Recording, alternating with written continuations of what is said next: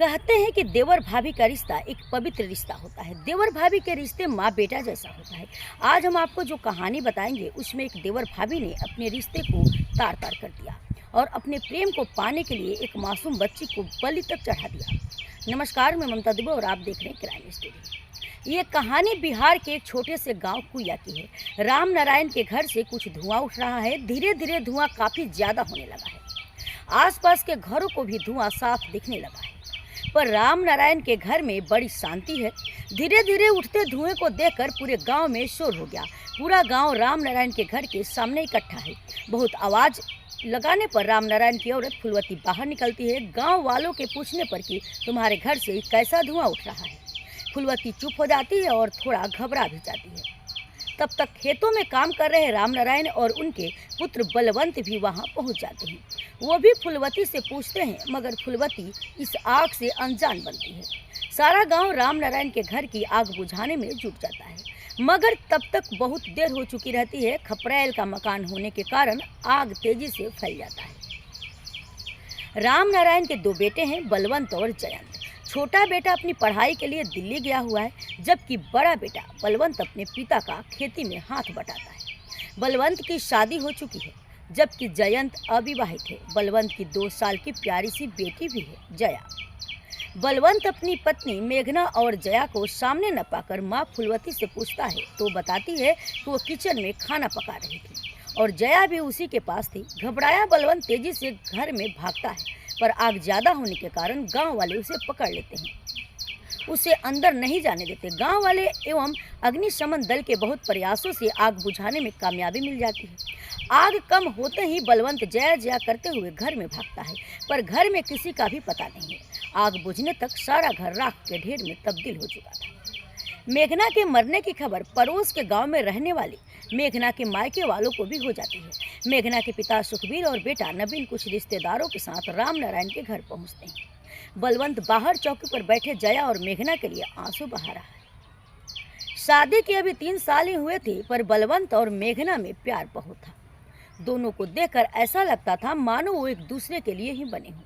फिर जन्मों के रिश्ते यूं एक पल में खत्म हो जाए तो भला इस सदमे से कौन बाहर निकल सकता था।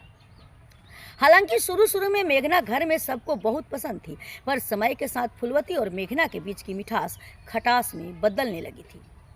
दोनों के बीच आए दिन झगड़े होने लगे थे। धीरे धीरे दोनों एक दूसरे को अपने सामने दिखना नहीं चाहते थे।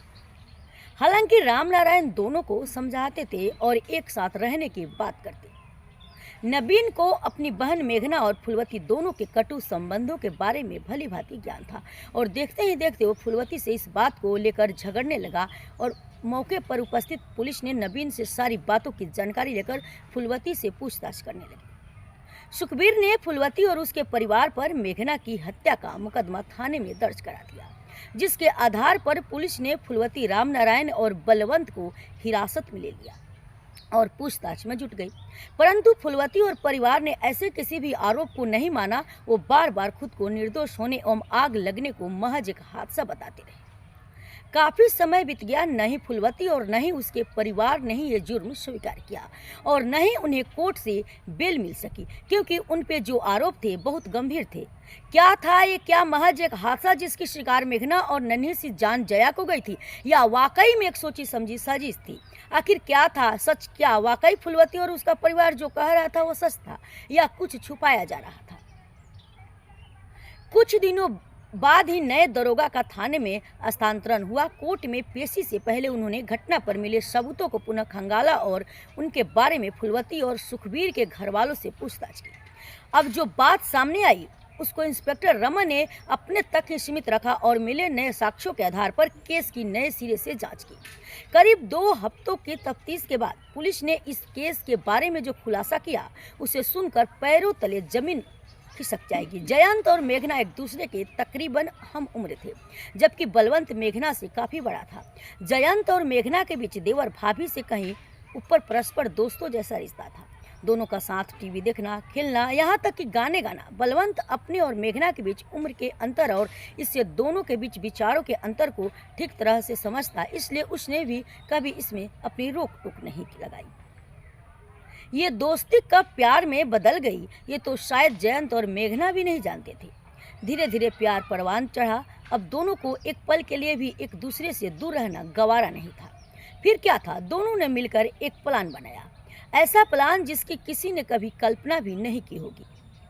शायद प्लान के मुताबिक ही जयंत पढ़ाई के बहाने दिल्ली चला गया, जिससे उस पर कभी किसी को शक न हो। उसके बाद तय प्लान के अनुसार योजना को अंजाम देने की खातिर घर में आग लगा दी गई। आग के उग्र रूप धारण करने से पहले ही मेघना जयंत की मदद से किचन की छत पर लगी खपड़ैल को हटाकर छत पर निकल गई और फिर जयंत के साथ दिल्ली पहुंचकर जयंत की पत्नी के वेश में उसके साथ रहने लगी। अपने आसिनाई के आग में उसने नन्ही सी जान जया के भी बलि चढ़ा दी। जया वो इकलौती शख्स थी जिसको आग ने खाक किया था। इंस्पेक्टर रमन को जयंत पर तब तक शक हुआ जब जयंत के गले की चैन उसके जले मकान के ढेर में मिली और चैन जयंत की ही थी। इसकी पुष्टि खुद फुलवती ने की थी, जबकि घटना के बाद जयंत के दिए बयान के मुताबिक वो घटना के दिन दिल्ली में था। इस पाक रिश्ते को शर्मसार कर देने वाली इस घटना ने समाज को झकझोर के रख दिया। एक ऐसी साजिश जिसके बारे में कोई सोच भी नहीं सकता। कभी कभी हम जो देखते हैं वो हमेशा सच नहीं होता। भ्रम, षड्यंत्र और मिथ्या अवधारणा का हर जगह बोलबाला है, इसलिए सभी सुनी और देखी बातें सच्ची नहीं होती है। अब तक के लिए इतना ही, और ऐसे ही कहानी जानने के लिए हमारे चैनल को लाइक करें, सब्सक्राइब करें और ज़्यादा से ज़्यादा शेयर करें। और ये कहानी आपको कैसी लगी हमारे साथ कमेंट में ज़रूर साझा करें। धन्यवाद।